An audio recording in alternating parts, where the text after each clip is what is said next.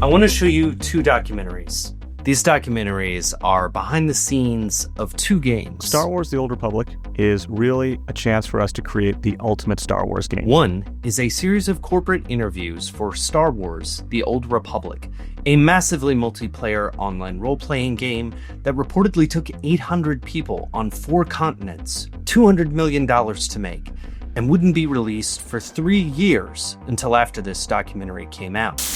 And you can figure out the other game. This is Marcus Pearson, aka Notch, who worked on Minecraft alone until 2010, when he formed Mojang, the company that officially released the game, just a few months after this video was published. Now, Star Wars: The Old Republic, it did well enough. It's made $1 billion in revenue. But Minecraft is the biggest game of all time. I am not going to bore you with a supercut to prove its ubiquity, from movies to merch to Pringles. Instead, I want to show you where it isn't. Harvard Business Review. 2 articles mention Minecraft, and they're about Lego. This is insane. I want to use a classic business book to analyze how Minecraft disrupted the game's business. The journey will take you everywhere from classic bikes to Minecraft pioneers. Minecraft servers were UGC before UGC was a term. And I think you'll learn why Minecraft won. So I think it's natural when talking about games to want to look at the founders or the game itself, but I think that we can learn a lot by using a business framework. That's where this book comes in. This business book is not a banal mindset type thing. This is a work with serious intellectual heft. The Innovator's Dilemma by Clayton Christensen. Clayton Christensen was a business titan and an intellectual. He is where the idea of disruption comes from. It is not just a buzzword. It is a meaningful tool to analyze how little upstart companies could ever beat big ones. And I think Minecraft disrupted gaming in 3 big ways. But first, I want to tell you about today's sponsor, which is Graza olive oil. And if you're worried I don't have a segue, go ahead, turn that computer around. Graza has this trio of amazing olive oils that you can use for different purposes in the kitchen. Graza just does stuff that should have been done a long time ago. They've got a cool design. Look at this cute little guy. An easy squeeze bottle, and they tell you how to use the oil. Why has this not been done before? The trio includes 3 different types. Maybe you know about drizzle, which is the kind of thing that you can dip your bread in. Should I just stop the ad and chew bread for like 30 seconds? There's also sizzle, which is their extra virgin olive oil for cooking. And now they've got frizzle. That's what I'm gonna be using today. It is a high heat cooking oil. It's neutral flavor. And that means you can fry stuff in it really well. I mean, I'm sorry, but with this squeeze bottle, you are gonna immediately feel like a chef. It's amazing. I think we've gotta have that frizzle sound in the background. Thank you to Graza for sponsoring this video. To get 10% off the trio, go ahead to the link that I've dropped in the description, check out the QR code, and use Phil10 at checkout. You'll get 10% off and you'll get to have an adventure cooking again, which I think is a lot of fun. All right, let's get back to the video. So people instantly notice the graphics in Minecraft because they aren't flashy. Today, this graphic style has become its own aesthetic, but in the beginning, it was intentionally primitive. Initial textures were 8x8 pixels or maybe 16x16. Notch said, I can just click around with the mouse randomly and something will emerge that looks like a stone or dirt or whatever. Now compare that to the cinematics in the Star Wars: Old Republic trailer. I want to be clear, I'm not picking on Star Wars: The Old Republic, but I think that as a game coming out from a big company, it is actually a great example of contrast with Minecraft. So how can we understand primitive graphics as a business strategy? That is where the disruption comes in. Christensen brings up the example of cable shovels being disrupted by hydraulic excavators. So, okay, what does that mean? Simply put, this is a classic cable shovel. See the cables here? This is how excavation used to be done.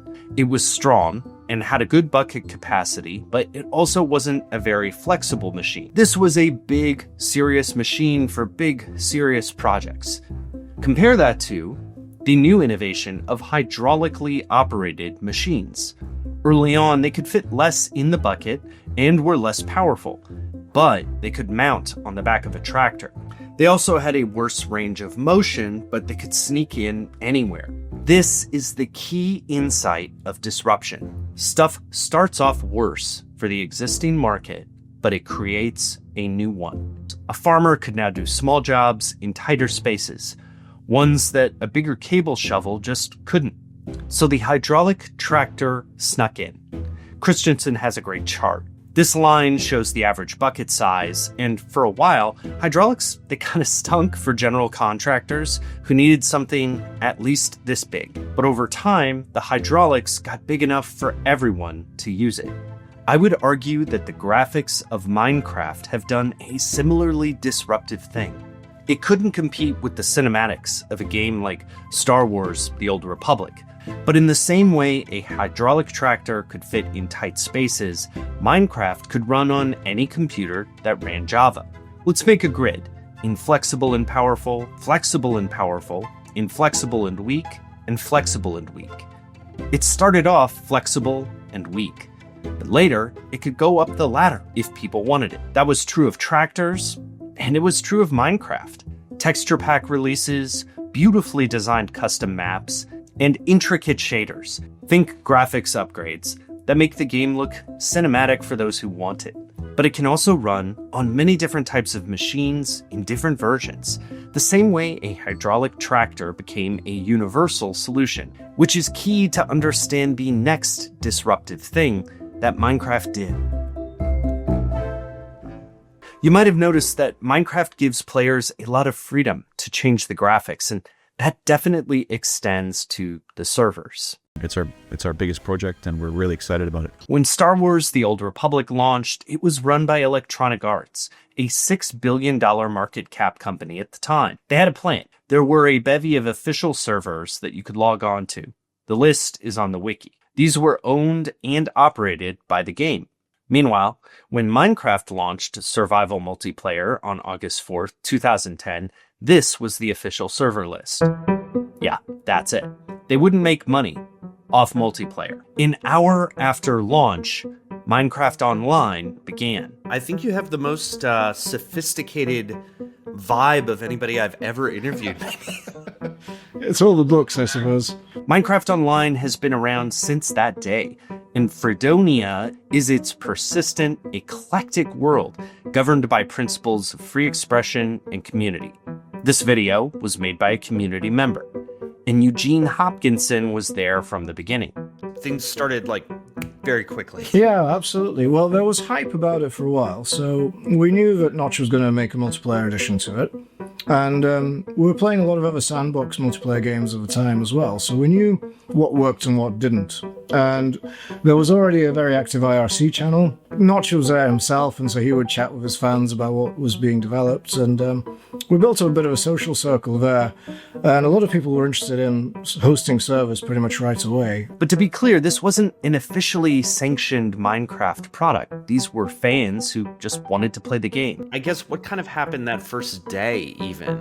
Do you remember? It was pretty chaotic. There weren't really any server mods at that time, so we were learning very quickly about how unruly multiplayer game like that could be without any kind of moderation or any kind of control. Everything very quickly caught fire, and there was a lot of TNT going off everywhere. A lot of servers carried on with that kind of gameplay for a very long time, and some still are quite successful with that. But we realized right away we'd have to have some sort of control from a system point of view and also control from a human point of view. So basically with Minecraft, you had all these indie servers doing whatever they wanted, doing things that a big company just couldn't. What sort of stuff from a practical perspective did you all start doing? From a practical perspective, it was all about building the staff team early on, building a trusted team of really capable moderators who would be online 24-hour coverage and be able to guide new players through the world, show them what worked, what didn't, and help them to integrate. You know, with this amount of work that was going into it, especially in these early days when it wasn't a global phenomenon like it is today, what kept everyone going? The game itself kind of was very much secondary to the community itself, and many people, their best friends were here in this world, and so it was very important we provided a escape where they could meet, and that should be online all the time, very reliably. It shouldn't go down, it shouldn't disappear, it should be dependable. And that gave us a huge motivation to just provide this, basically a town square for a lot of people to meet and live their lives. That disruptive innovation pairs well with this one. The Honda Super Cub was an unlikely success as a motorcycle, and it's a great example of disruption. The competition, the Harley-Davidson, largely sold on power, and dealers didn't really like Harley's lower power alternatives. The profit margins weren't as good, and you can probably see that the same chart from the graphics section applies here. You could replace powerful with profitable here too. Remember, Minecraft made no money on multiplayer, but the power of disruption is the ability to move up the ladder. In addition to community servers, kind of small businesses began to form. They created servers, and then those servers might also host their own mini games. New versions of the game that Mojang never could have anticipated. Some of the most well-known names are Hypixel and CubeCraft, which is where Zed works. Can you describe to me some of the features that people get when they sign on to CubeCraft? Like, what can they play? What can they do? Yeah, so CubeCraft is predominantly a minigame server. And so we have a variety of game modes like Egg Wars, Sky Wars, Bed Wars.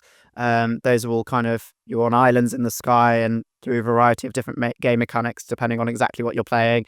You're effectively either defeating other teams or it's solo. The big difference with the Minecraft ecosystem is that we host all the tech and write all of that ourselves. On Roblox and Fortnite, you do the game development, and then Roblox or Epic will host that for you.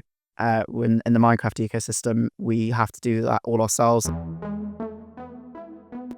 Was the business model pretty much the same throughout? So with CubeCraft, we do a mixture of business models, really. So we've got loot you can buy on the server, ranks that give you like game voting power. In general, I think our business model is if we have millions of people playing the games, it doesn't really matter how bad we are at monetizing them, we'll probably be okay. Did you come on pretty soon after the founding? What's the chronology there? I think we started in over 10 years ago now, and I've been involved for almost as long and did a bit of stuff before CubeCraft. So it's when I first started in Minecraft modding, I was probably 13, 14 and still doing it over 10 years later. So. Yeah, so it has been, it's been such a long time. I think one of the great things about Minecraft networks and the servers is that they, especially back then, it was effectively what were quite large technical operations and server counts and player counts and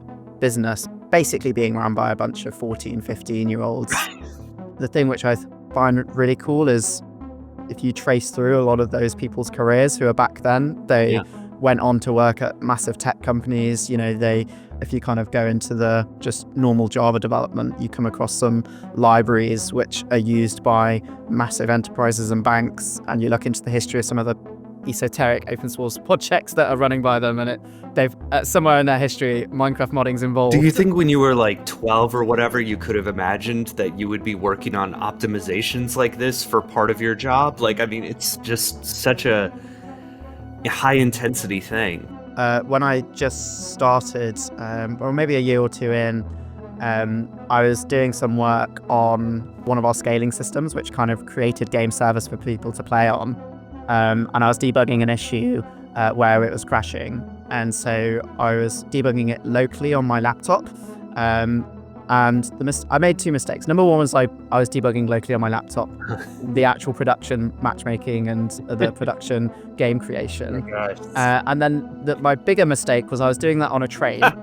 And then we went into a tunnel. Oh no. But I just remember being connected the train carriage kind of going darker in all the windows, and then me going, I'm not going to be very popular when I come out of this tunnel, and I kind of come out and the Discord's blowing up and people are pinging and tweeting and getting the why is all our orchestration down? And I was just like, I'm sorry, the train went in a tunnel. So I want to hammer home that these people were kids and they were basically running a game development studio. They've leveled up a lot since then, but in the beginning, it was really decentralized. And they've also since moved up the ladder. Some servers are sort of officially endorsed by Minecraft. That includes CubeCraft. And they also have Minecraft Realms, which allows people to create games on Mojang-hosted servers. Now, all of these servers exist in a much bigger marketplace. I think you also have to look at price. When Star Wars The Old Republic came out, they put out this press release. EA's net revenue is on there, $3.6 billion. This game needed to make a lot of money to make a dent in EA's bottom line. So The Old Republic would cost $14.99 a month. For 6 months, they'd ask you for $75. Minecraft has a very complicated release history, but once out of beta, it typically sold for $26.95. Today, it's $30. You can do the math and see that there is a big difference in the price structure here. So what's the disruptive parallel? Christensen shows how discount stores didn't make more money than traditional department stores when they started showing up, but they turned more inventory. They sold enough stuff to make a bigger profit. Minecraft didn't have department store cachet like Star Wars, but that price helped it turn over more and more copies. And then it could move up the ladder and build a brand that allowed it to be culturally dominant. So why make this video? Christensen is obsessed with this idea that managers aren't dumb for missing out on big opportunities. It's really hard to stop disruptive companies. I am obsessed with a different idea. We are told that the quality of a game or the genius of a founder is the sole reason for its success, but I think that coexists with the business model that is at play. Roblox, which most people think of as a Minecraft clone, it began before Minecraft. And Fortnite is clearly in the shadow of Minecraft as well. These games might be awesome, they might even be more profitable, but they aren't culturally ubiquitous like Minecraft. An accomplishment like that is not an accident. It flows from decisions to sideline graphics, to promote creativity through servers, and to limit price. And disruption is insanely powerful. I would say that when it comes to intellectual property, Minecraft and Star Wars, they're starting to become peers. And this is an incredible journey. There's another video from 2012 that I want to show you. It's from Mojang, it's unlisted, and you can see a small remote control car drive around the small and lively office. And if you turn up the volume at the end, you can hear that the party has a soundtrack. It's the Cantina Band song from Star Wars.